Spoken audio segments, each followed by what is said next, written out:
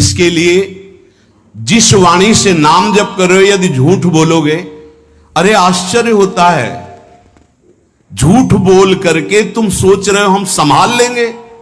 नहीं नहीं, झूठ तुम्हारा नाश कर रहा है, तुम्हें पता नहीं। जिस जिह्वा से नाम जप कर रहे हो, अगर नाम का विशेष फल प्राप्त करना है, जल्दी फल प्राप्त करना है, आपको दुखों से बचना है, पाप भस्म करना है, तो झूठ बोलना बंद कर दीजिए। क्या बिगड़ जाएगा आपका? सच्ची बोलने में क्या बिगड़ जाएगा? सच्ची बोलना शुरू करोगे, हिम्मत नहीं रह जाएगी पाप करने की। ये जो पाप करने की तुम्हारी हिम्मत पड़ रही, झूठ बोलने के कारण पड़ रही। नहीं, असत्य संपातक पुंजा, सबसे बड़ा पाप झूठ बोलना। उससे क्या होता है? हर चीज हम छुपाना चाहते, किससे? उस सर्वज्ञ परमात्मा से, गुरुदेव से। नहीं, झूठ नहीं। नाम इसीलिए नहीं चल पा रहा, थोड़ी दिन नाम चलाएंगे छूट जाएगा, क्योंकि आप झूठ बोलते हैं, पापाचरण करते हैं। अगर नाम को चलाना है तो नारायण स्वामी जी कह रहे हैं, पहली बात मौन का आश्रय लीजिए, कम बोलिए, अधिकतर चुप रहना सीखिए, तभी नाम चला पाएंगे। जो कार्य कर रहे हैं आप उस पर ध्यान दें, उस कार्य को एकाग्रता पूर्वक करें, वाणी को मौन रखें, उस वाणी से धीरे धीरे नाम उच्चारण करें। कम से कम 24 घंटे में 4 घंटे मौन का तो सबको अभ्यास कर लेना चाहिए। 24 घंटे में 4 घंटे मौन का। तो ऐसे ऐसे बुद्धिमान हो कहेंगे हम 6 घंटे मौन रहते हैं। कब? बोले जब सोते हैं तब। आप 4 घंटे कह रहे हम 6 घंटे मौन रहते हैं। 24 घंटे में हम 6 घंटे मौन रहते हैं। बहुत बुद्धिमान है।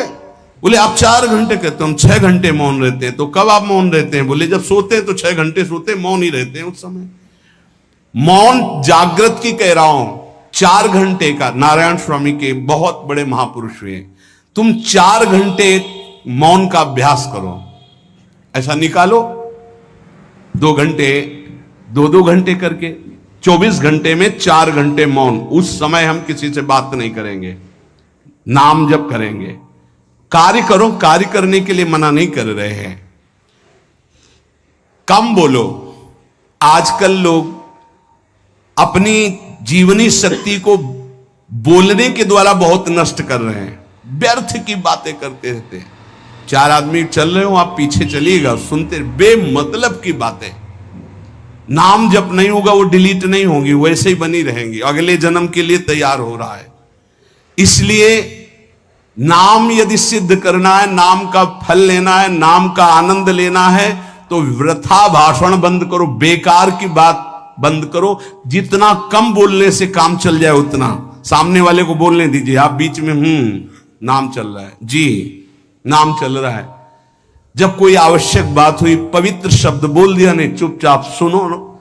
उसको लग रहा है कि आप संभाषण करो, मान लो रिश्तेदार है, नातेदार है, मित्र। अब आप व्यवहार में हैं, आप सीधे ये तो नहीं कह सकते हमसे बात मत करो, नहीं, हाँ बात कीजिए, लेकिन आप कम बोलिए, उसको बोलने दीजिए, आप नाम जप कीजिए, जरूरत भर बात कीजिए। बात में भगवान की चर्चा हो तो कोई बात नहीं, अगर प्रपंच की चर्चा है तो बचने की कोशिश कीजिए। अपने संबंधियों, अपने दोस्तों, अपने व्यवहारियों से व्यवहार, दोस्ती, संबंध शिथिल कीजिए, तभी नाम में प्रीति होगी। अगर ये कि अब हमारे दोस्त आ गए हैं तो फिर वो दोस्त छूट जाएगा नाम, अब बातें शुरू हो गई प्रपंच की। धन्य है ऐसी बुद्धि जो प्रियजनों से भी संभाषण केवल भगवत वाक्यों का, अन्यथा नहीं। इसीलिए इस मार्ग को वर्ण करना बहुत कठिन है।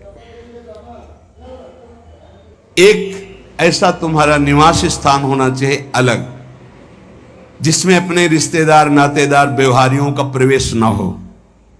आपकी शैया अलग होनी चाहिए। अगर नाम जापक नाम सिद्ध करना चाहता है, नाम का फल लेना चाहता है, नाम निरंतर चलाना चाहता है, तो जिस आसन पर आप बैठते हैं उसी में प्रपंची, विषयी, सांसारिक वृत्ति वाले बैठेंगे तो भजन की वृत्ति नहीं बन पाएगी। एक ऐसा, वैसे होते हैं घरों में बैठने वालों का अलग, लेकिन साधन कक्ष अलग होना चाहिए अपना। किसी का यदि प्रवेश ना हो तो आप देखेंगे कि आपके साधन के परमाणु आपको वहां बैठते ही तत्काल विक्षेप रहित करके भजन में लगा देंगे।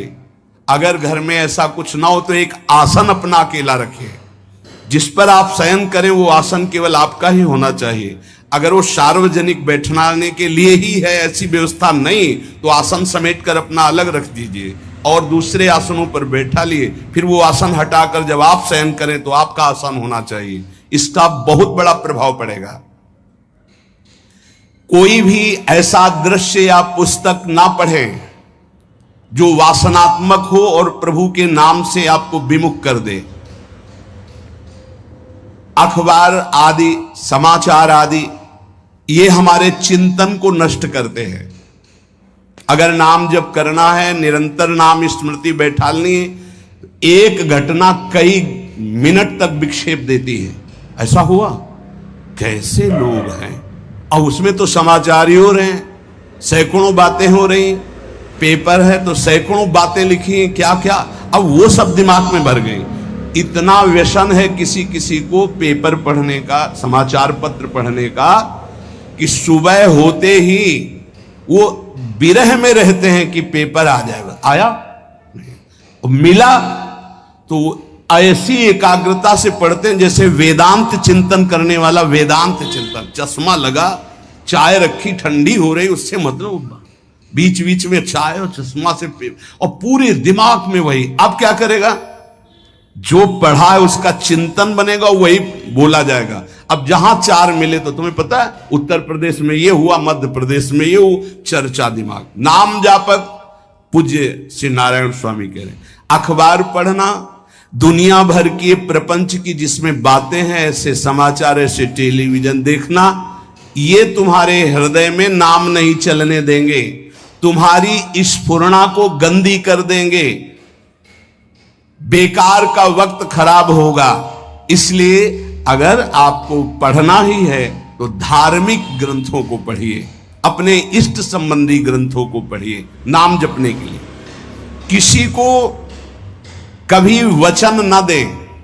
पांचवा, बहुत बहुत पॉइंट की बात करें, यदि आपने किसी को वचन दे दिया और पूरा नहीं किया तो भजन का फल वहां जाएगा, ध्यान रखना। यही हमसे सब त्रुटियां होती रहती है अपने लोगों से। जाओ आज से बाद वचन दे दिया, हम ऐसा नहीं करेंगे, नहीं करेंगे चाहे मर जाएं। और अपने लोग ऐसे फिसड्डी हैं कि शाम के वचन देते हैं और सुबह फिसल जाते हैं। 2-4 दिन बहुत चला, फिर फिसल जाते हैं। बोले कसम से आज से ऐसा नहीं करेंगे। तो आप इसको खिलवाड़ न समझें, आपके सुकृत नष्ट हो रहे हैं, वासना आपके सुकृतों को नष्ट कर रही है। दूसरा, जैसे आपने किसी से कहा कि मैं शाम के 5 बजे आ जाऊंगा, तो 5 बजने में 5 मिनट कम होने पर आपको पहुंच जाना चाहिए, 5 मिनट ओवर होने पर नहीं, उसके पहले ही आपको ऊपर। यह संतों के जीवन में देखा गया है। समय का बहुत बड़ा जीवन में अस्तित्व है। अगर आप किसी को समय दें, फिर उसमें प्रमाद स्थिति नहीं होनी चाहिए। 5 मिनट पहले पहुंचिए। समय दिया है किसी को तो 5 मिनट पहले उसको इंतजार ना करना पड़े। रात को सोते समय नाम जापक उपासक विचार करें, मेरा नाम किन किन कार्यों में छूटा, मेरे से कौन कौन सा पाप हुआ, मैंने कौन सी आज गलती की जो नहीं करना चाहिए, और उसे डायरी में नोट करें। नारायण स्वामी कह रहे हैं दूसरे दिन सावधानी पूर्वक वो गलतियां ना होने पावे जो हमने आज की।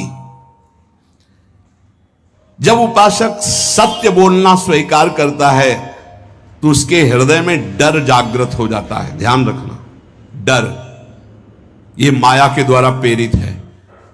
अगर व्यापार में सत्य बोलेंगे तो पैसा अधिक नहीं आएगा, अगर हम सत्य बोल दिए तो डांट लगेगी, अगर हम सत्य बोल दिए तो सब लोग जान जाएंगे मैं ऐसा गंदा हूं,